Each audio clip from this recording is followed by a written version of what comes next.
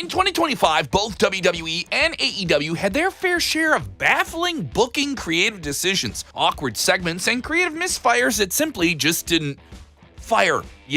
Sparking backlash online from fans and in arenas, from poorly executed returns to feuds that went nowhere to tone-deaf storytelling and matches that failed to meet expectations. These are the moments that stood out for the wrong reasons. Number 10. Botching John Cena's farewell tour. WWE's handling of the precious John Cena farewell tour with an awkward heel turn has been widely criticized for its muddled and disappointing delivery on astronomical expectations. The first ever heel run, though a shocking moment at Elimination Chamber, one of the biggest of the year, lacked coherent development afterwards. Didn't feel earned, more just for the moment. Felt rushed a few months afterwards without any follow-through or meaningful long-term build-up. The initial shock of the moment in Toronto with The Rock and Travis Scott turning John Cena evil never fully paid off. Cena reverted to a babyface by SummerSlam for a much stronger match with Cody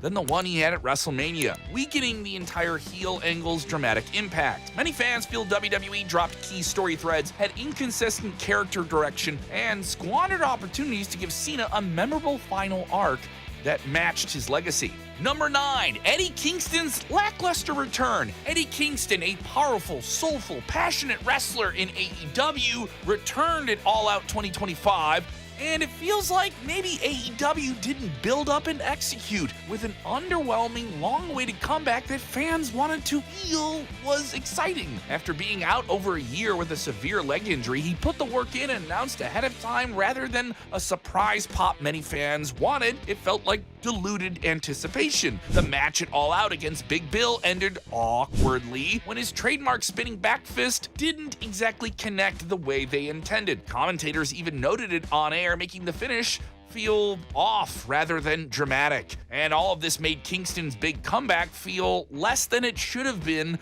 with all that fans wanted it to be. Number 8. Brock Lesnar squashes John Cena. Big Beast Brock Lesnar squashing Cena at WrestlePalooza in Indiana was widely seen as one of WWE's worst calls of 2025. Lesnar dominated Cena quickly, hitting multiple F5s, ending the match in a brief, one-sided affair rather than giving Cena a competitive, emotional showdown in their last match together. Many fans felt that Cena, one of WWE's biggest stars, deserved a stronger send-off in his final match with the Beast, and they squashed the outcome and undermined his legacy in the match's emotional stakes. While one can debate that it might have been better for Cena to lose, considering that the Beast Incarnate's going to be there after Cena's already gone, there's no denying that it turned out to be one of the worst calls, really. They could have had something else. Number 7. Wardlow gets injured on his return. Yeah, this is just unfortunate. After being off TV for over a year, Big Bad Wardlow made a surprise return at AEW Forbidden Door by taking out Swerve Strickland and joining the evil Don Callis family. Right away, there was big anticipation for him being positioned as a huge monster. Unfortunately, when Wardlow took out Swerve with his signature clothesline, he tore his pectoral muscle in the process. Injuries aren't something you can blame the wrestler or even the promotion for, but the timing of them is just so incredibly unfortunate. Mr. Mayhem was unfortunately put back on the shelf in a cruel twist of fate, especially considering how long he had been out. Injuries suck in pro wrestling for sure. Number 6. Charlotte and Tiffany go off the script. Charlotte Flair, the queen, and the upstart champion at the time, Tiffany Stratton's off-the-script promo exchange on SmackDown in 2025 became a very weird, just uncomfortable build towards WrestleMania. Not adding much to what was going to happen in the ring, but were they going to do the match in the ring? And it confused talent within the company, fans, and producers alike. I was personally at the show in SmackDown when both women veered off maybe the planned dialogue as it was reported to be, throwing jabs about their real-life issues, and this included Stratton referencing Flair's personal life and her marriage history, and Flair oddly mentioning Stratton's partner in real life, Ludwig Kaiser, getting into her DMs. However, WWE later edited the verbal exchange out of a clip that was uploaded to social media platforms, a crowd reaction and cringe-inducing delivery, and it just made the entire thing feel unpolished and really unfinished. Number 5, MJF and Jeff Jarrett's feud. The 2025 back and forth between Maxwell Jacob Friedman and the legendary Double J Jeff Jarrett in AEW was criticized for a poor narrative and just off delivery, especially considering two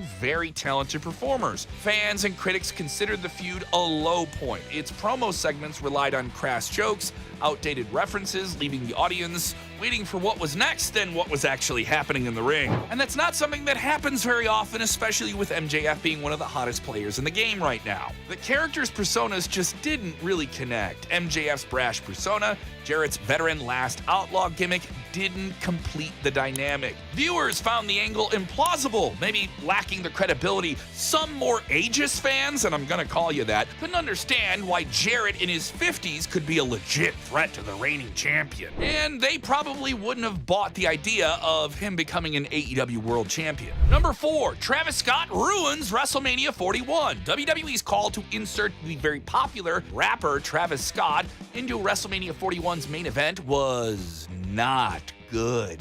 Yeah, that is because it disrupted the emotional payoff of Cena, evil at the time, against valiant fighting champion Cody Rhodes for the WWE Championship. Scott's surprise appearance dragged down the flow of the match. He took a long time to get out there. It felt like a forced celebrity moment rather than organic storytelling, even though Travis Scott was a part of the heel turn. It turned off many longtime fans who felt it was just a thing they did, not a thing that was meaningful. Fans and critics argued that Travis's involvement tainted Cena's record-setting 17th World Championship win and made the finish feel anticlimactic. Instead of enhancing the narrative, the angle distracted from the competitor's drama and left the audience feeling lukewarm at best. Number 3, botching the Ron Killing storyline. In 2025, WWE tried to turn R-Truth into Ron Killings as a serious character in comparison to the comedic one he had been for a long time. But the transition largely went nowhere and became a textbook example of not committing to the bit. WWE allowed his contract to lapse, prompting him to publicly announce he was released or they were simply just not renewing his deal, only for him to return just days later at Money in the Bank, a moment many fans saw as backtracking due to the backlash they received. Okay, do what we want, but then you don't go anywhere with it beyond what you were doing before. Shortly after his more serious Ron Killings persona was dropped, he reverted to his old comedy routine within weeks, entertaining but still not an advancement on what we had seen from him before, making the whole repackaging feel half-baked, confusing, and maybe a waste of elevating him. Number 2, Jey Uso wins the world title too quickly from Gunther. Jey Uso's world title win at Gunther at WrestleMania 41 was capped by the ring general tapping out maybe too quickly, and some question it as one of the why did they do that? I was there. Fans lost their mind. It was an interesting turn, but online it undercut Gunther's aura